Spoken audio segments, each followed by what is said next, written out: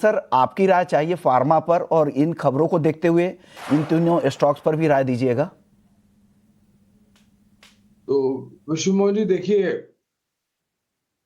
विदेश से खास करके अमेरिका से जो राष्ट्रपति ट्रम्प टिप्पणियां करते हैं उसका असर पड़ता है फार्मा क्षेत्र पर, लेकिन स्पष्टीकरण बाद में देते हैं। अब ये वास्तविकता ये भी है विश्व मोहन जी कि भारत हमारा जो देश है वो पूरे विश्व भर के लिए दवाई की दुकान थी, है और रहेगा। आने वाले भविष्य में भी मेरे ख्याल से इस वास्तविकता को कोई नकार नहीं सकता है, क्योंकि जिस प्रकार की उत्पादन क्षमता, R&D और अफोर्डेबिलिटी का मतलब होता है कि क्या कॉस्ट पे आप वो दवाइयां उत्पादन करते हैं।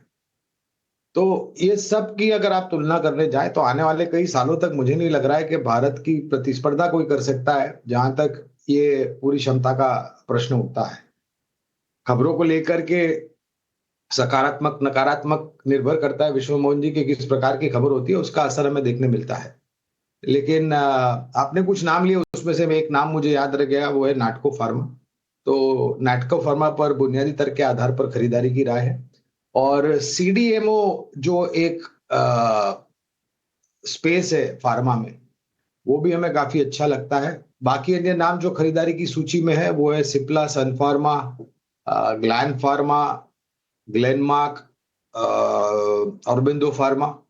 इन सब दवाई बनाने वाली कंपनियों पर बुनियादी तर्क के आधार पर लंबी अवधि के लिए खरीदारी की राय है। आपको पसंद आ ही रहा है लंबी अवधि का ये नजरिया, ये ध्यान रखिएगा, ये शॉर्ट टर्म या टेक्निकल व्यू नहीं दे रहे हैं। हो सकता है कि खबरों की वजह से आज रिएक्ट करे, लेकिन लंबी अवधि के लिए आपको लग रहा है ग्लेनमार्क फार्मा, फार्मा, सिप्ला, जो भी contract development and manufacturing companies है फार्मा सेक्टर की, वो और नाटको भी आपको लंबी अवधि के लिए पसंद है। चलिए, लेकिन ये एक्सपोर्ट ओरिएंटेड कंपनीज भी है, क्योंकि रुपए में जो गिरावट चल रही है तो ऐसी कंपनीज को जो एक्सपोर्ट पर फोकस रखती है उनको फायदा होता है, क्योंकि उनकी कमाई डॉलर में होती है और डॉलर में मजबूती दिख रही है। और कौन कौन से उसके बेनिफिशियरीज है आज के बाजार में भी, क्या उस पर कुछ असर होगा? मेरे ख्याल से कोर्ट ऑफ इंक्वायरी बिठा दी गई है और तहकीकात शुरू है। कारण, और ये पहला नहीं, ये दूसरा था। 2024 में एक और तेजस राजस्थान राज्य में दुर्घटनाग्रस्त हुआ था, लेकिन उस समय पर जो लड़ाकू विमान के पायलट थे उन्होंने अपने आप को इजेक्ट कर दिया था। लेकिन ये जो दुर्घटना दुबई में हुई, वहां पर न तो सिर्फ लड़ाकू विमान ध्वस्त हो गया, लेकिन पायलट के भी सर्वोच्चम बलिदान उन्होंने दे दिया।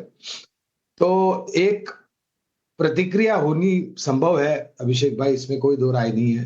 लेकिन आपका प्रश्न था कि रक्षा क्षेत्र पर हमारा क्या नजरिया है, बहुत ही सकारात्मक।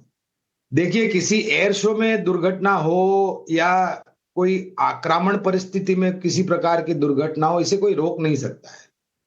हमें प्रश्न ये पूछना चाहिए कि ये दूसरी दुर्घटना दुर्भाग्यपूर्ण हुई क्यों, और उसकी तहकीकात, इन्वेस्टिगेशन वगैरह निर्णायक